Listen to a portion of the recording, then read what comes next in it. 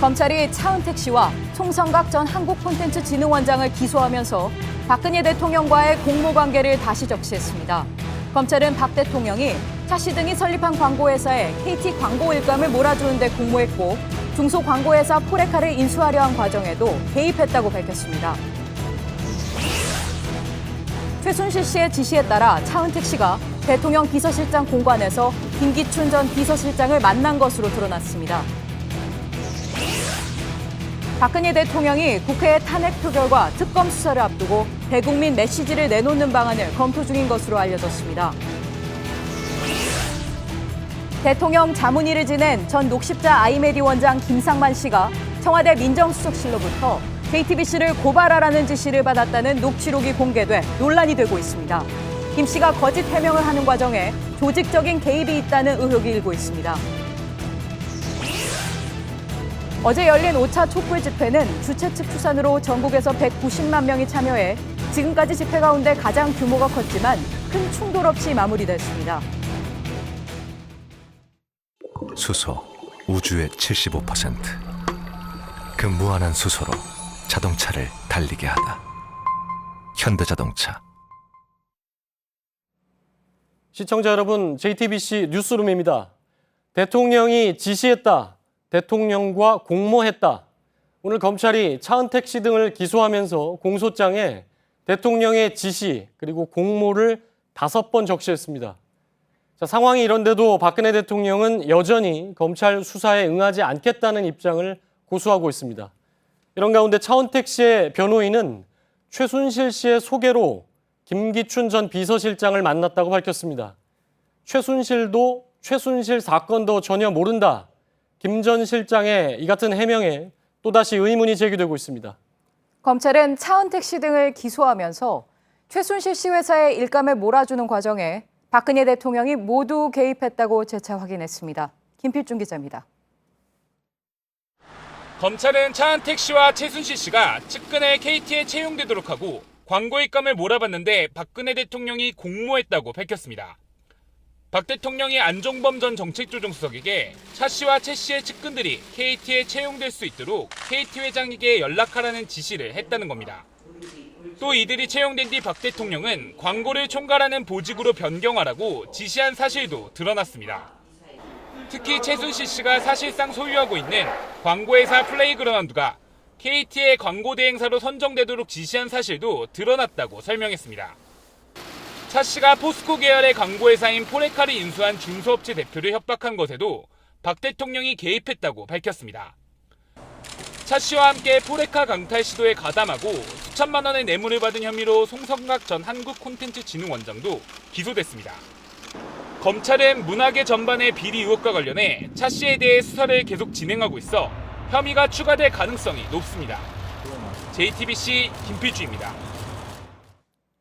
자, 앞서 말씀드린 것처럼 최순실 국정개입 사건의 또 다른 몸통이라는 의혹이 제기된 인물이 바로 김기춘 전 대통령 비서실장입니다. 자, 김 전 실장은 그동안 최순실을 전혀 모른다 이렇게 부인해왔죠. 자, 그런데 오늘 재판에 넘겨진 차은택 씨 측이 차 씨가 최순실의 지시로 김 전 실장을 만났다고 밝혔습니다. 김 전 실장과 최 씨가 서로 몰랐다는 주장이 사실이 아닐 가능성이 커지고 있습니다. 박민규 기자입니다. 김기춘 전 대통령 비서실장은 그동안 최순실 씨를 전혀 몰랐다며 선을 그어왔습니다.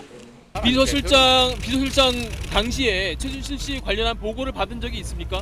보고받은 일 없고 알지 못합니다. 만난 일도 없습니다. 통화한 일도 없습니다. 그런데 오늘 차은택 씨 측은 차 씨가 최순실 씨 지시로 김 전 실장을 만났다고 밝혔습니다. 어디를 좀 찾아가봐라 하고 가봤더니 거기가 청와대 비서실장 공간이었고 거기에서 김기춘 비서실장을 만났다고 합니다. 그 자리에서 다른 사람도 만났다고 했습니다. 2014년 6월인가 7월경에 그 차은택, 김종 차관, 그다음에 당시 정성근 문화체육부 장관 내정자를 김기춘 비서실장 공간에서 만난 사실이 있습니다. 이 자리에 함께 있었던 김종 전 문체부 차관도 검찰에서 김기춘 전 실장을 통해 최순실 씨를 소개받았다고 진술한 바 있습니다. 김 전 실장과 최 씨 사이의 연결고리에 대한 정황이 속속 나오면서 김 전 실장이 이번 국정 개입 사건에서 어떤 역할을 했는지 의혹이 커지고 있습니다. JTBC 박민규입니다. 자, 우병우 전 청와대 민정수석이 박근혜 정부에서 중용된 배경에도 최순실이 있다. 이런 의혹도 제기돼 왔지요. 차은택 씨의 변호인은 우 전 수석의 장모와 최순실 그리고 차은택 씨가 함께 골프를 친 사실이 있다고 밝혔습니다. 이상엽 기자입니다. 우병우 전 청와대 민정수석은 2014년 5월 청와대 민정비서관으로 발탁됐습니다. 그리고 청와대 문건 유출 사건이 마무리된 직후인 지난해 2월 민정수석에 올랐습니다.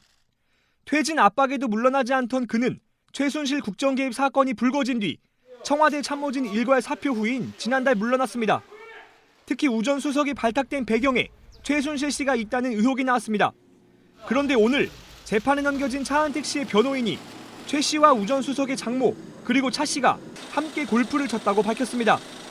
우 전 수석 장모가 소유하고 있는 경기도 화성의 기흥 컨트리 클럽에서였습니다. 그 최순실, 그다음 고영태, 차은택 감독, 그리고 그 당시에는 누군지 몰랐는데 이화여대 교수라고 그러는데 그때 골프를 친 사실은 맞습니다. 하지만 변호인은 골프 모임의 성격이나 누가 제안을 한 것인지 등에 대해서는 잘 모른다고 했습니다. 우 전 수석 장모와 최순실 씨가 골프를 친 사실이 확인됨에 따라 실제로 우 전 수석의 발탁에 최 씨가 영향력을 행사했는지에 대한 의문이 커지고 있습니다. JTBC 이상엽입니다. 자, 오늘은 박근혜 대통령의 혐의 사실 이외에 김기춘 전 비서실장을 둘러싼 의혹도 새롭게 제기가 됐습니다. 자, 취재 기자와 자세히 얘기를 나눠보겠습니다. 자, 이서준 기자, 그러니까 최순실 씨가 차은택 씨한테 그 김기춘 전 비서실장을 만나보라. 그러니까 당시에는 현직이죠. 비서실장을 만나보라고 했다는 건데 그래서 만났다는 거죠? 네, 그렇습니다. 이 차은택 씨가 김 전 실장을 만난 시점은 2014년 6월, 7월쯤이라고 합니다. 예. 고영태 씨로부터 최순실 씨를 소개받은 지 얼마 되지 않았을 때인데요.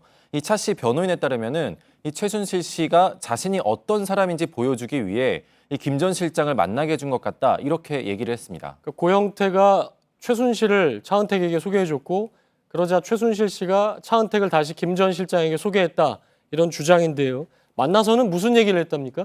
대화는 한 10분 정도 오갔다고 하는데요. 예. 이 차 씨 변호인에 따르면은 앞으로 문화 쪽 일을 같이 할 테니까 서로 소개를 하고 인사를 나누는 자리였던 것 같다. 이렇게 얘기를 했습니다. 예. 그러니까 그야말로 소개 자리, 최순실이 김 전 실장을 소개해주는 자리였던 것 같은데 자, 여기서 김 전 실장은 계속해서 여러 번에 걸쳐서 최순실을 전혀 모른다 이렇게 밝혀오지 않았습니까?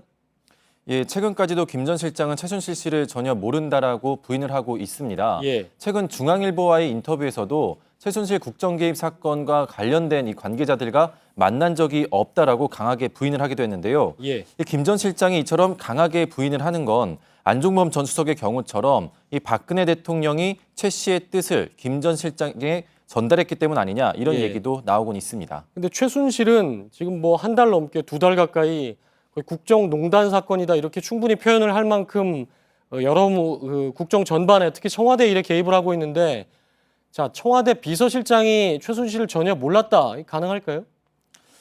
일단 그런 부분을 알 수 있는 대목이 예. 2014년이죠. 청와대 문건 유출 사건 당시 때 판결문을 보면 그 당시 일들이 좀 적혀 있습니다. 그 당시 이 판결문을 보면은 이 정윤회 동향 문건 작성을 이 김기춘 전 실장이 지시했다라고 나옵니다. 예. 본인의 경질설 또 사퇴설 이런 것들이 있으니까 그 배경을 한번 알아보라고 지시를 했다는 건데요. 그 박관천 전 경정에 따르면은 당시 이 정윤회 씨뿐 아니라 이 최순실 씨에 대해서도 보고서에 적었다라고 합니다. 그러니까 판결문에 있으니까 일단 법원도 그 부분을 인정했다는 거죠. 네, 그렇습니다. 예. 김 전 실장이 이때 이미 이 비선실세의 존재를 모두 보고받았다는 얘기인데 검찰은 일단 관련된 의혹들을 모두 살펴보겠다고는 하지만 김 전 실장을 당장 소환할 계획은 없다 이렇게 얘기하고 있습니다. 그러니까 검찰 이제 수사 기간이 얼마 안 남았기 때문에 특검에 가서 김 전 실장 부분은 분명히 수사 대상이 될 수 있을 것 같고요. 자, 우병우 전 수석 얘기도 나왔죠? 예, 우 전 수석의 가족 그러니까 장모가 이 최순실 씨는 물론 이 최 씨의 측근들과도 어울렸다는 얘기입니다. 예. 특히 차은택 씨와 고영태 씨 함께 골프를 쳤다는 건데 이 두 사람은 최순실 씨 소유 회사에서 대기업 일감을 받아내는 한마디로 최순실 씨의 사적 이익을 위해서 일을 했던 사람들입니다. 예. 대기업들을 상대로 한 최순실 씨의 각종 전횡을 이 우 전 수석 측에서 알고 있었을 것으로 의심이 가는 대목이기도 한데요. 이 차은택 씨 변호인은 오늘 이 차은택 씨가 골프를 같이 친 것은 맞지만 그 재력가의 부인 정도로만 알았고 우병우 전 수석의 장모인지는 몰랐다라고 얘기를 하긴 했습니다. 예, 그렇군요.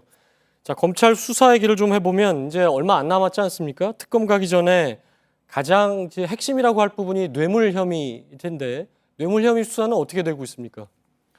일단 검찰로서도 이 검찰 수사가 부족했다라는 평가를 받지 않기 위해서 예. 이 뇌물 수사에 가장 집중하고 있는 걸로 보입니다.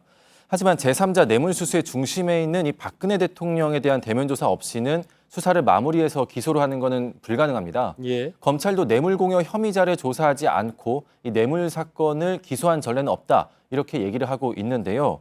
일단 검찰이 이 수사에 대해서는 집중적으로 하고 있지만 예. 이 박근혜 대통령이 29일 조사에 대해서 여전히 묵묵부답이기 때문에 이 뇌물죄에 대한 적용 그리고 기소는 특검으로 넘어갈 가능성이 높아 보입니다. 예, 뇌물 부분은 검찰이 이렇게 총력을 기울이고 있는 부분인데 특검으로 가게 되면 검찰 수사도 상당히 타격을 입을 수밖에 없는데 그러니까 특검이 시작이 되면 검찰 수사는 사실상 중단이 되는 거죠? 예, 검찰도 특검 직전까지 최대한 수사를 진행을 하겠다라고 예. 하면서 특검이 진행되면은 수사 진행됐던 내용들을 모두 특검에 넘길 것이고 또 같은 수사를 두 곳에서 진행할 필요는 없다라고 얘기를 하기도 했습니다. 예. 그렇기 때문에 검찰은 이 뇌물죄로 기소를 하지 못할지언정 상당 부분의 입증을 이 검찰 단계에서 하겠다라는 입장인데요. 특검이 시작되면 검찰은 이 지금까지 기소한 사건들에 대한 재판, 그러니까 공소유지에 집중할 것으로 예상됩니다. 그러니까 검찰 수사가 사실상 한 주 정도 남은 건데 뇌물 혐의 입증에 이제 총력을 기울인다 이렇게 봐야 되겠군요. 자, 이서준 기자였습니다. 수고했습니다. 자, 검찰이 이처럼 대통령의 범죄 혐의를 특히나 뇌물 혐의를 하나하나 공개하고 있는 상황이지만 청와대는 수사를 거부하고 있는데요. 자, 오늘은 어떤 입장인지 청와대를 잠시 연결해 보겠습니다. 자, 조민진 기자. 자, 오늘 차은택 씨 공소장에도 역시나 대통령의 지시 그리고 공모 이런 얘기가 등장을 하는데요. 청와대는 오늘 어떤 입장을 냈습니까? 네, 오늘 청와대는 공식 입장을 내놓지 않고 있습니다. 청와대 관계자는 관련 입장을 묻는 질문에 없다고 말했는데요. 검찰 수사 결과에 대해선 더 이상 특별한 언급을 내놓지 않겠다는 방침을 세운 것으로 풀이됩니다. 대통령을 피의자로 입건한 검찰의 중간 수사 결과 발표 이후 청와대는 사실상 검찰 수사에 대해 무반응 전략을 택한 것으로 보입니다. 검찰이 모레까지 대면 조사를 요청한 것에 대해서도 청와대 관계자들은 특검을 받겠다는 입장이라거나 변호인에게 물어보라는 등의 반응을 내놓으면서 사실상 선을 긋고 있습니다. 이처럼 박 대통령이 검찰 수사에 성실하게 협조하겠다던 기존의 약속을 잇따라 뒤집으면서 촛불 민심은 더욱더 악화될 수밖에 없어 보입니다. 예, 그러니까 검찰 수사에는 더 이상 대응을 하지 않겠다, 입장을 아예 내지 않겠다 이런 걸로 보이는데 촛불 집회 계속 지금 촛불 집회가 이어지면서 참가 인원이 늘고 있지 않습니까? 어제는 190만 명이 모여서 박 대통령 퇴진을 요구했는데 여기에 대해서도 할 말이 없다는 입장입니까? 네, 어제가 5차 촛불 집회였는데 집회 때마다 나오는 청와대 반응은 한결같이 민심을 엄중하게 받아들인다입니다. 하지만 그런 언급에 걸맞는 후속 조치가 없었던 게 사실이어서 민심의 귀를 닫고 있다는 비판을 자초하고 있습니다. 대통령 퇴진을 요구하는 민심에 반해 박 대통령은 대통령으로서 할 일은 하겠다는 입장을 고수해왔기 때문에 간극이 컸습니다. 예. 그런데 어제부터죠. 190만 명이 촛불 집회를 열고 대통령 퇴진을 요구한 직후부터는 다음 주, 그러니까 돌아오는 주에 세 번째 대국민 메시지를 낼 거다. 이런 얘기도 나오던데 여기에 대해서는 어떤 입장이 있습니까? 네, 청와대 관계자는 대통령 메시지 여부나 형식은 아직 정해지지 않았다고 말했습니다. 다만 특검 수사나 탄핵 절차가 본격적으로 시작될 예정이기 때문에 스스로 무과하다고 주장한 대통령이 법적 정치적 심판에 앞서 일종의 자기 변론을 하는 자리를 만들 가능성이 큰 것으로 관측됩니다. 하지만 촛불 민심에 부응하는 진전된 메시지나 입장이 나오지 않을 경우엔 오히려 민심의 반발은 증폭될 것으로 보입니다. 예. 사과나 어떤 해명, 사과보다는 해명이나 자기 변론에 가까울 가능성이 있다는 얘기가 벌써부터 나온다는 얘기고요. 자, 지금까지 청와대에서 조민진 기자였습니다. 자, 이번에는 국회로 가보겠습니다. 국회는 이번 주, 그러니까 지금 내일부터죠. 본격적인 탄핵 절차에 들어가는데요. 자, 국회 취재 기자를 연결해 보겠습니다. 자, 윤영탁 기자. 그러니까 새누리당의 경우는 당장 오늘부터 비박계를 중심으로 해서 탄핵 준비에 들어갔죠. 현재 여당에서는 탄핵의 찬성 입장 공식적으로 밝힌 의원이 얼마나 됩니까? 네, 아무래도 찬성 의사를 밝힌 여당 의원 수가 초미의 관심일 텐데요. 40명 플러스 알파선이란 이야기가 비박계 중진들 사이에서 나오고 있습니다. 이에 대해 박지원 국민의당 원내대표는 새누리당 내에서 찬성 의사를 표시한 의원 수가 60명을 훨씬 넘었다는 통화를 했다면서 박근혜 대통령의 탄핵안은 확실히 가결될 것이라고 주장했습니다. 비박계로 구성된 비상시국위원회 황영철 의원은 주말 동안 추가 설득 작업을 한 의원들의 명단을 정리하고 있지만 외부에 공개하는 일은 없을 것이라고 못 박았습니다. 이미 여당 내 찬성 의원 40명을 확보했기 때문에 야당은 확신을 가지고 탄핵안을 추진하라는 겁니다. 예. 자, 탄핵안 처리 시기도 중요해 보이는데 이게 친박계는 빨리 처리하지 않겠다. 물론 말은 그렇게 하지는 않지만 일단 좀 시간을 끌겠다 이런 입장 아닙니까? 네, 정진석 새누리당 원내대표는 지난 금요일 의총에 이어 오늘도 야당이 일방적으로 일정을 잡는 것은 잘못된 일이라면서 성급하게 탄핵 일정이 추진되는 것을 경계했습니다. 그러나 비상시국 회의는 탄핵 일정에 어떤 조건도 달지 않겠다면서 야당이 추진하는 일정에 따를 것이라고 밝혔습니다. 자, 비박계 입장은 어떻습니까?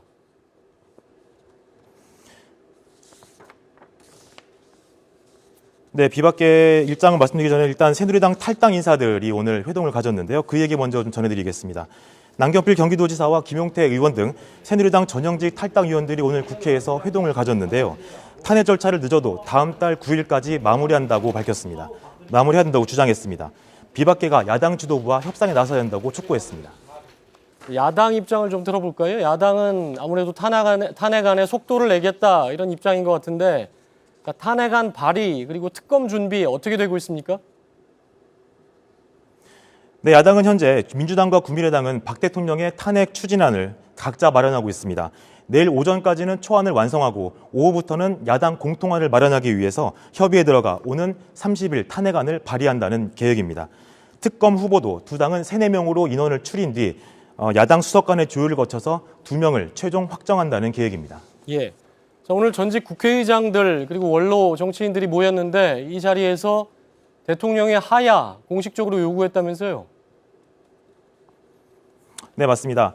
이용구 전 총리와 박관용, 김원기, 임채정 전 국회의장을 비롯해 전현 정치 사회원로 18명이 모여서 시국 정상화 방안을 논의했습니다. 야권 인사들도 있었지만 주로 여권 인사들이 많았는데요. 이인들은 내년 4월까지는 박 대통령이 하야해야 한다고 이런 제안을 발표했습니다. 이에 대해 국민의당 박지원 원내대표는 이미 실기했고 이제 할 수 있는 것은 탄핵밖에 없다고 말했습니다. 예. 자, 지금까지 국회에서 윤영탁 기자였습니다. 수고했습니다. 자, 박근혜 대통령을 향한 탄핵, 지금 보신 것처럼 이번 주에 빠르게 진행이 될 걸로 보이는데요. 정치부 취재 기자와 함께 자세한 내용을 짚어보겠습니다. 자, 최종혁 기자, 윤영탁 기자가 지금 간단히 얘기를 했는데 일단 탄핵안 처리, 특검, 국정조사 모두 이번 주에 이제 진행이 된다는 얘기죠? 네, 우선 시간 순으로 설명을 드리면요. 예. 야당이 오는 29일까지 특별검사 2명을 추천하고 대통령이 사흘 이내에 1명을 임명하게 되면 그때부터 특검 전국이 시작이 됩니다. 예. 그리고 국정조사는 30일 1차 기관보고를 시작으로 본격적인 일정에 돌입을 하게 되고요. 이어서 야권은 이르면 다음 달 2일 표결 처리를 목표로 30일 탄핵 소추안을 발의하겠다라는 계획입니다. 예. 국회에서 슈퍼 위크다 이런 얘기가 나오는데 큰 현안들이 역시나 많고요. 이번 주에 이르면 탄핵안이 이제 가결이 될 수도 있는데 탄핵안 내용은 확정이 됐습니까? 네, 국민의당과 민주당 양당 모두 탄핵안의 초안 작성 막바지 단계에 있습니다. 예. 우선 내일 오전 각 당의 초안을 완성한 다음 단일안 협의에 나선다는 계획인데요. 29일까지 단일안을 마련한 뒤 30일에는 발의를 한다는 방침입니다. 예. 이때 특히 뇌물죄 적용을 놓고 양당 모두 검토하겠다라는 입장을 가지고 있기 때문에 최종안에 포함될지 여부가 최대 관심사입니다. 예. 자, 그러니까 뇌물 혐의가 인정이 되면 탄핵 사유는 훨씬 이제 확정적이 되고 커질 수가 있겠는데 다만 헌법재판소에서 아무래도 심의 기간이 좀 늘어나기 때문에 결정이 늦어질 수 있다. 이게 딜레마라고 할 수 있겠죠. 네, 그렇기 때문에 야당에서는 최대한 국회에서 탄핵안을 빨리 가결시켜야 한다라는 주장을 내세우고 있는데요. 예. 하지만 탄핵 찬성을 입장을 밝힌 새누리당 비박계 입장이 변수라고 할 수 있습니다. 정기국회 일정을 고려했을 때 다음 달 9일 마지막 본회의 전에는 처리를 해야 한다라는 게 새누리당 비박계의 입장입니다. 예. 이와 관련해서 2일 본회의 예산안을 처리하고 9일 탄핵안을 처리하자는 주장이 나오고 있는데요. 이 같은 안은 비박계의 제안이 있었다라는 말을 박지원 국민의당 비대위원장이 전했습니다.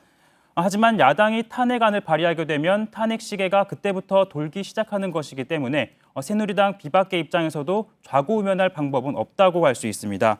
하지만 사정이 이렇더라도 가결 정족수의 길을 새누리당 비박계가 쥐고 있기 때문에 일단 막판까지는 조율하는 모양새를 취할 것으로 보입니다. 예, 탄핵은 그렇고 특검도 이번 주에 시작이 된다는 거죠? 네, 대통령이 지난 24일 특검 후보 추천 의뢰서를 제거하면서 5일 이내에 야당은 2명의 특검 후보를 추천해야 하는데요. 민주당과 국민의당은 오는 29일 2명의 후보를 추천해 2명의 후보를 합의한 다음 대통령에게 추천하겠다라고 밝혔습니다. 예. 현재 후보는 두 당 모두 한 자릿수로 좁혀져 막판 2~3명으로 압축 중인데요. 내일 중 원내 지도부 회동에서 압축된 후보들을 제시를 하면 대기업 관련 수사가 포함됐기 때문에 대기업을 변호한 전력에 있는 변호사 등은 결격 사유가 있다고 판단을 하고 이 같은 사유 등을 철저하게 따져 최종 후보를 결정하겠다라는 방침입니다. 자, 그럼 2일에는 특검이 시작된다 이렇게 볼 수가 있습니까? 네, 예정대로라면 2일이면 진행될 것으로 법적 시한이 보이는데요. 그렇지 않습니까? 네, 특검법에 따르면 그렇게 돼 있습니다. 하지만 문제는 대통령이 특검의 정치적인 중립성을 문제 삼아 임명을 거부하거나 임명을 하더라도 수사에 임하지 않을 가능성을 배제할 수가 없다는 겁니다. 앞서 검찰 수사에 대해 유영하 변호사나 청와대에서 그 중립성을 문제 삼은 것도 같은 맥락이라고 할 수 있습니다. 예, 국정조사는 모레부터 시작이 되는데 어떤 내용이 들어갑니까? 네, 우선 30일 문화체육관광부와 법무부 그리고 대검찰청, 보건복지부 등 1차 기관 보고를 시작으로 다음 달 6일과 7일에는 1, 2차 청문회가 예정돼 있습니다. 예. 이번 국정조사에서 최대의 관심의 초점은 박 대통령의 증인 채택 문제인데요. 야당은 반드시 출석하도록 해야 한다는 입장인 반면 여당은 불가 입장을 고수하고 있어 여전히 평행선 대치 상태를 유지하고 여당이 있습니다. 비박계, 친박계 모두 마찬가지로 대통령 증인 출석은 안 된다는 입장입니까? 네, 일단 국정조사 국조위원들은 그 대통령의 증인 채택에는 부정적인 입장을 가지고 그렇군요. 있습니다. 예. 이 때문에 박 대통령의 증인 채택 여부가 이번 국정조사에 뜨거운 감자로 여야 공방은 지속될 것으로 보입니다. 예, 정치부 최종혁 기자였습니다. 수고했습니다. 자, 어제 서창석 서울대병원장이 기자회견을 했죠. 여러 가지로 논란만 키웠습니다. 자, 주치의를 거치지 않고 청와대가 직접 김상만 씨에게 진료 지시를 했다. 이런 주장이 특히 그렇습니다. 자, 과연 청와대는 누구를 가리키는 건지, 그 청와대는 주치의도 모르게 어떤 진료를 하려고 했던 거냐, 이런 의문이 커지는데요. 자, 그동안 김상만 씨는 JTBC 취재 과정에서도 계속해서 입장을 바꿔왔는데요.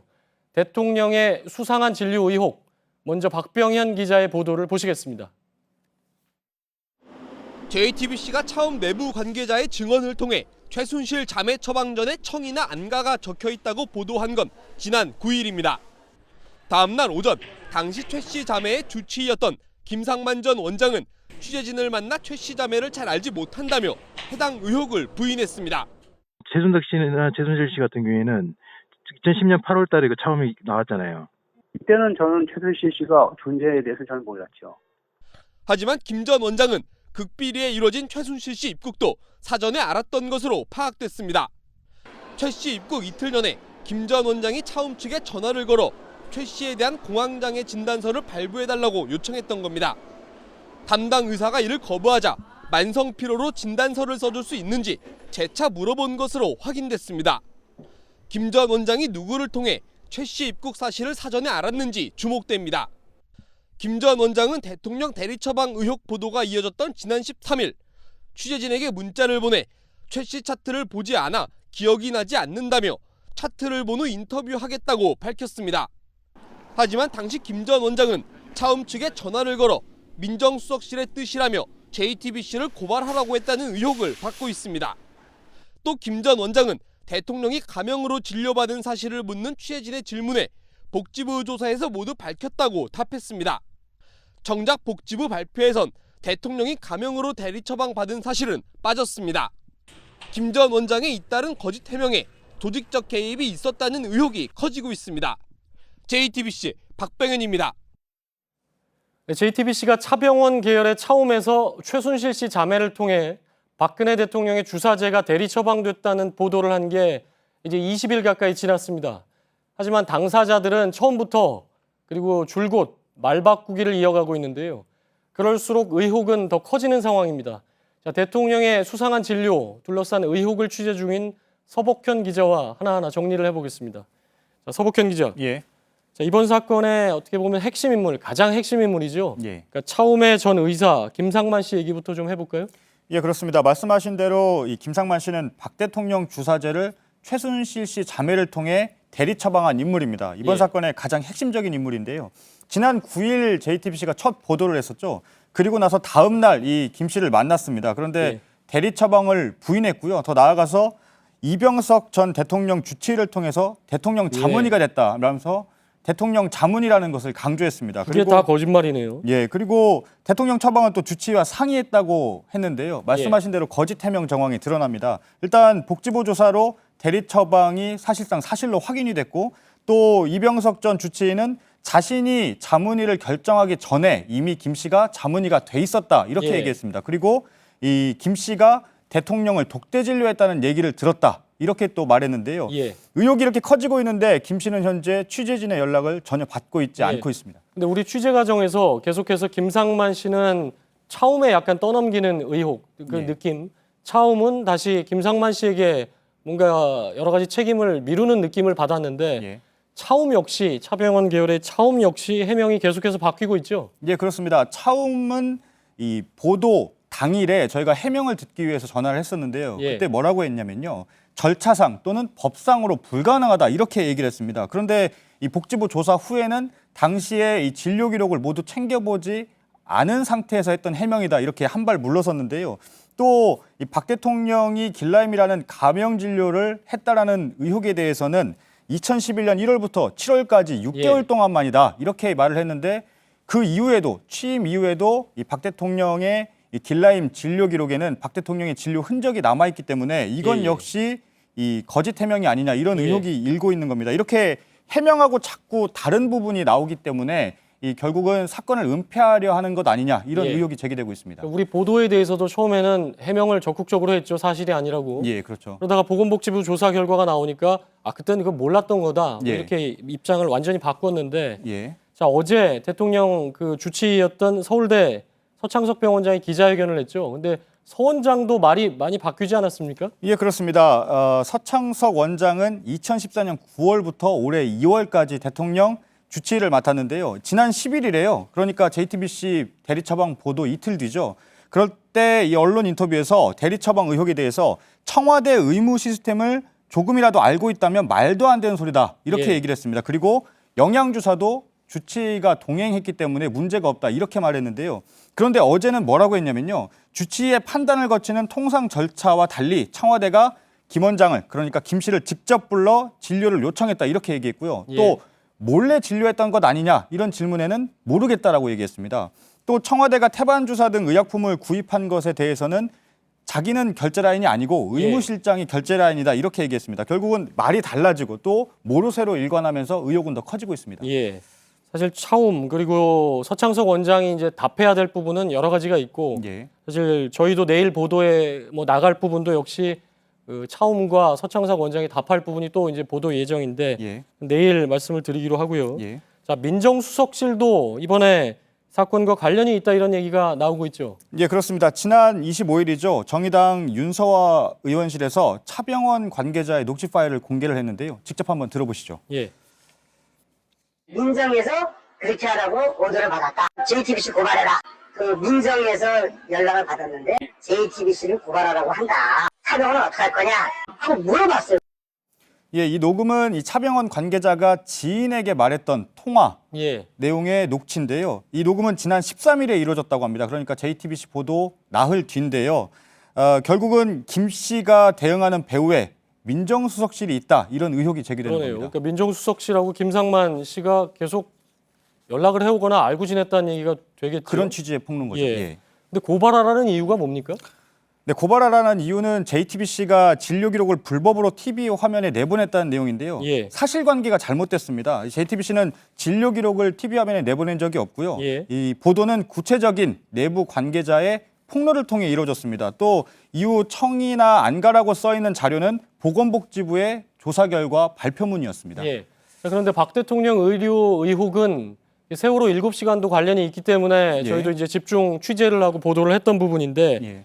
자, 당시 의료 상황이 어땠는가 하는 부분은 이제 밝혀져야 되는 건데 이걸 알만한 사람이 또 있죠. 그렇습니다. 바로 빼놓을 수 없는 인물입니다. 이병석 연세대 세브란스 병원장인데요. 예.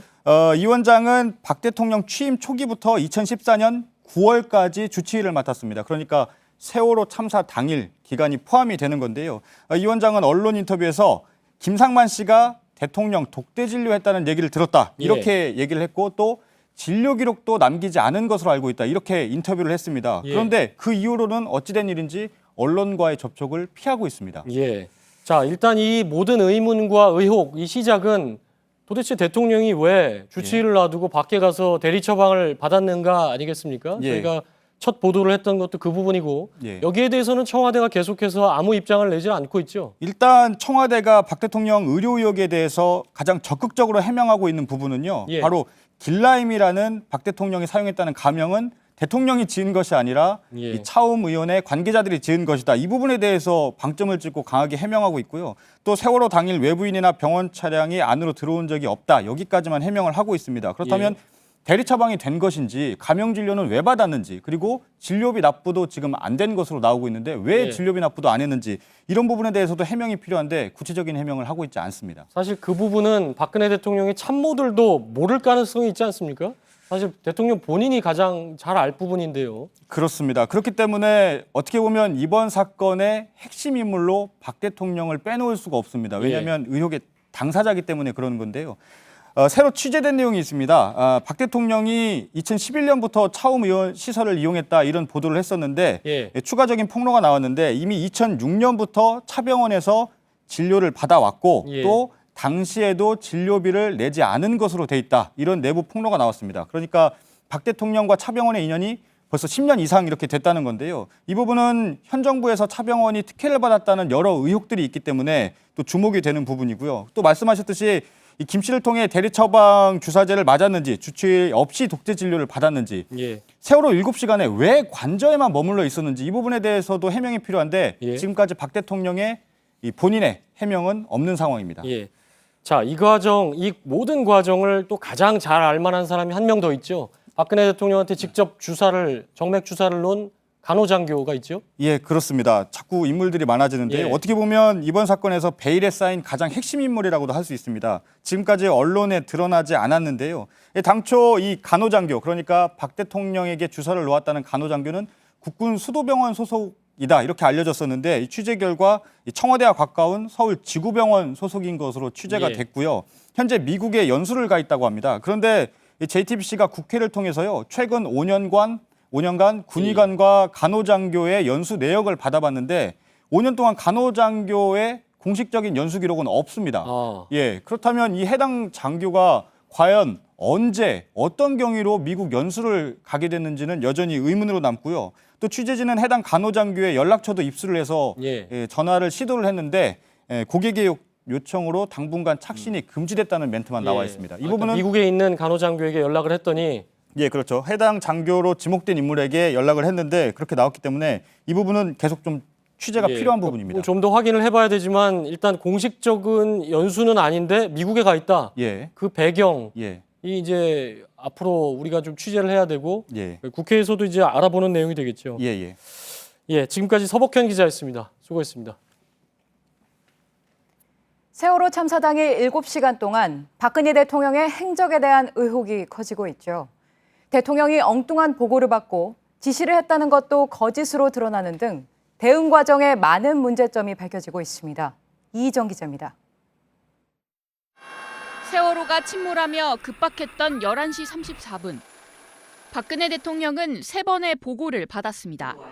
하지만 모두 외교안보 수석실, 자유령 사립고, 기초연금법 등 세월호와는 상관없는 다른 보고였습니다. 승객들이 죽어가는 시간이라는 것으로 보신다면 이 부분들의 대통령의 지시가 얼마나 부적정하게 이루어졌고 상황 판단이 아니랬으며 특히 청와대는 오후 2시 11분 대통령이 안보실장에게 구조를 지시했다고 밝혔습니다. 하지만 특별조사위원회 조사 결과 안보실에서 대통령에게 유선으로 보고한 것으로 드러났습니다. 관저도 집무실이라는 청와대 주장도 설득력이 떨어진다는 지적이 높습니다. 세월호가 아침에 그렇게 했다 그러면 뭐 바로 그 NSC 그 벙커에 관련 참모들 아마 소집해가지고 시시각각 거기서 뭐 지시하고. 수백 명의 목숨이 앗아간 세월호 참사 당일 청와대와 박근혜 대통령의 안이한 대응이 속속 드러나고 있습니다. JTBC 이희정입니다. 오늘 밤 9시 40분에 방송되는 이규현의 스포트라이트에선 세월호 참사 당일 7시간의 또 다른 팩트를 집중 보도합니다. 이번엔 어제 열린 5차 촛불 집회 다시 보겠습니다. 어제 촛불 집회엔 주최 측 추산 190만 명이 모였습니다. 지금까지 열린 집회 가운데 최대 규모인데요. 경찰에 연행된 사람은 단 한 명도 없었습니다. 이 평화적인 시위를 외신들도 비중 있게 보도했습니다. 한국 역사상 최대 규모의 시위였지만 평화롭고 또 축제 같았다고 말이죠. 이렇게 5주 동안 주말마다 열린 집회가 질서 있게 이어지자 법원도 행진 구간을 넓혀줬습니다. 특히 어제는 청와대에서 불과 200m 떨어진 청운동 주민센터까지 행진을 허용했습니다. 촛불 집회의 의미 그리고 앞으로의 전망을 취재 기자와 짚어보겠습니다. 정세윤 기자, 어제는 눈과 비까지 왔는데 지금까지 열렸던 집회 가운데는 규모가 가장 컸어요. 그렇습니다. 어제 서울에만 150만 명 등 전국적으로 190만 명의 인원이 주최 측 추산 190만 명이 모였는데요. 네. 어제는 궂은 날씨 때문에 참가자가 줄지 않겠나 이런 예상도 나왔었지만 역대 가장 많은 사람들이 참여한 겁니다. 이 두꺼운 외투에 핫팩까지 챙겨들고 오후 4시부터는 본격적으로 모이기 시작해서 저녁 6시가 넘으면서는 광화문과 세종내 일대를 가득 메웠습니다. 네, 특히 어제는 법원이 청와대 앞 200m까지 행진을 허용했잖아요. 네. 점점 더 청와대로 가까운 곳으로 좁혀가는 모양새네요. 그렇습니다. 이 주최 측 추산으로 100만 명이 넘는 규모의 사람들이 모인 건 지난 12일 이 3차 집회 때부터인데요. 당시 법원은 사상 처음으로 청와대와 800m 떨어진 율곡로까지 행진을 허용했습니다. 네. 일주일 뒤 열린 4차 집회 때도 법원은 주최 측에 손을 들어줬습니다. 정부 서울청사 창성동 별관까지 허용을 하면서 청와대와의 직선 거리가 400m까지 줄어들었습니다. 네. 그리고 어제였죠. 5차 집회 때는 청와대와의 거리가 불과 200m 떨어진 청운동 주민센터 인근까지 허용이 됐습니다. 청와대와 이렇게 가까운 곳까지 가게 된 것은 집회가 이루어진 건 이번이 처음인데요. 특히 이번에는 이 청와대를 동남, 서쪽으로 에워싼 형태의 이런 포위 행진으로 진행이 됐습니다. 네, 청와대로부터 800, 400, 200m 떨어진 곳까지 행진해도 된다. 이렇게 법원이 결정한 이유는 뭐죠? 네, 일단 재판부는 결정문에서 집회의 목적에 대한 이 표현하는 방식을 매주 달리했는데요. 네. 이 집회 장소에 대한 구체적인 이 재판부의 설명이 등장한 건 3차 때 이 대통령에게 국민의 목소리를 전달하고자 하는 집회다. 이렇게 표현을 하면서 집회 장소가 갖는 의미를 설명했습니다. 그리고 4차 때는 대통령의 국정 운영에 대한 우려 때문 이렇게 규정을 했고요. 어제 5차 때는 범죄 혐의를 받고 있는 대통령에 대한 항의와 책임 촉구라고 밝혔습니다. 네. 특히 지난 몇 주간 열린 집회 때 보여준 이 건강한 시민의식을 허용 이유로 들었습니다. 네, 다음 주 토요일에도 6차 집회가 예정이 돼 있는데요. 법원이 허용 구간을 더 넓혀줄 가능성도 혹시 있을까요? 일단 어제도 평화적인 집회로 잘 마무리가 됐기 때문에 그럴 가능성은 충분히 있어 보입니다. 네. 하지만 벌써 이 청와대까지 200m 가까운 지점까지 허용을 했기 때문에 앞으로 얼마나 더 근접한 구간까지 허용할지는 두고 봐야 할 것 같은데요. 청와대가 더 가까운 곳까지 허용할 가능성도 지금으로서는 배제할 수는 없을 것 같습니다. 네, 어쨌든 이번 집회에서 구호로 드러난 메시지들은 굉장히 엄중했는데요. 네. 그럼에도 불구하고 굉장히 위트가 있었는데 특히 현장에서 좀 눈에 띄는 게 있었습니까? 그렇습니다. 여기 영상을 보면요. 네. 사진을 보시면 소네요. 예, 소가 등장했고요. 네. 소를 끌고 나오신 분도 계셨고 그리고 또 저승사자 퍼포먼스를 하신 분도 볼 수 있었습니다. 네. 또 어떤 시민분들은 이 경찰 차벽에 이렇게 박근혜 대통령에 대한 긴급 체포영장이라는 이 종이를 직접 만들고 붙이는 모습도 볼 수 있었습니다. 또 양희은 씨와 안치환 씨 등 가수들도 여러 참여해서 집회 분위기 분위기를 달궜습니다. 특히 일본 소등사에 큰 소홍이 있었는데요.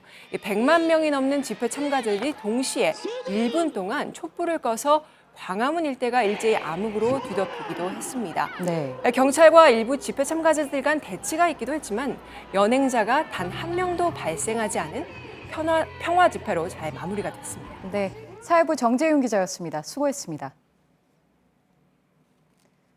다음 소식입니다. 공정거래위원회가 계열사 내부 거래를 통해 총수 일가에게 부당한 이익을 몰아준 대한항공에 과징금을 부과하기로 했습니다. 또 조원태 부사장을 검찰에 고발할 방침입니다.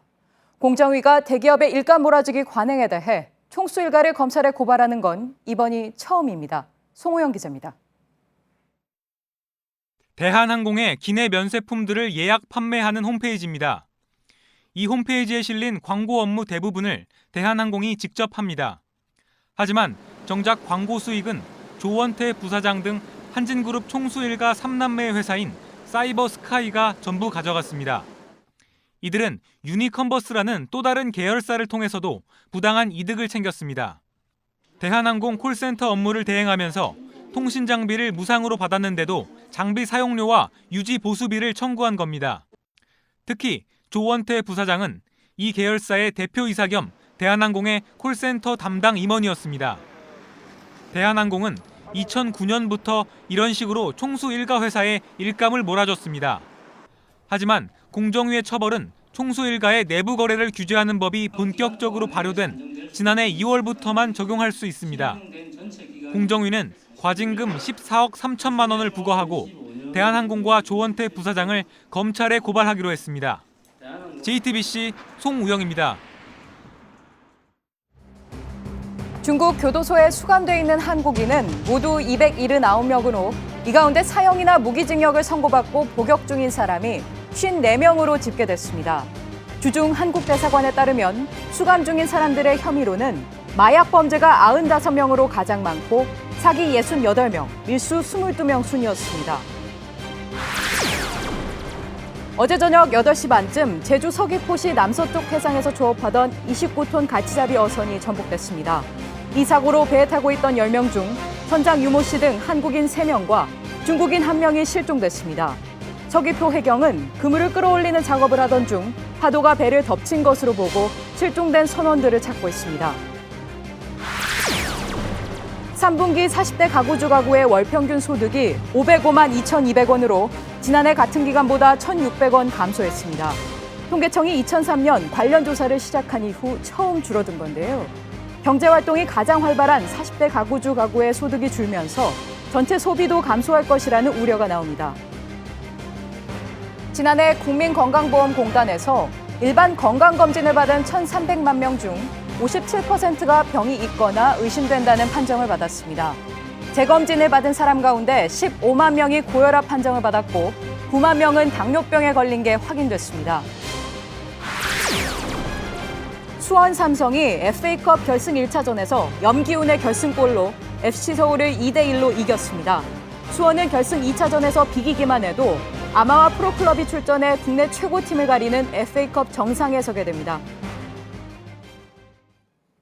네, 트럼프 정부의 미군 주둔 비용, 방위비 분담금 압박은 한국보다는 일본을 겨냥할 것이다. 트럼프 캠프에서 안보 정책을 입안한 국방부 전 대변인 제프리 골든이 JTBC와의 단독 인터뷰에서 한 말입니다. 골든은 트럼프에게 한국의 국방비 지출이 동맹국 가운데 최상위라는 사실이 보고됐다고 확인했습니다. 최병건 특파원입니다. 한국의 국방비 비중은 GDP의 2.6%로 미국의 주요 동맹국 중 최고 수준. 반면 2%를 국방비로 쓰겠다고 미국과 약속했던 나토 회원국들 대부분은 2% 미만입니다. 부시 정부에서 국방부 대변인을 지낸 제프리 고든은 한국은 방위비 분담 협상에서 유리한 고지에 있다고 설명합니다. South Korea is among our top allies paying a fair share. I know in Japan there'll be more pressure because Japan puts 1.4% of their GDP into defense spending. 아시아에선 덩치에 비해 돈을 덜 쓰는 일본이 초점이라는 얘기입니다. 트럼프 당선인도 이런 사실을 충분히 알고 있다고 강조했습니다. But I can guarantee you that he is aware and he's been briefed about how much our allies in South Korea and Japan spend. He knows that.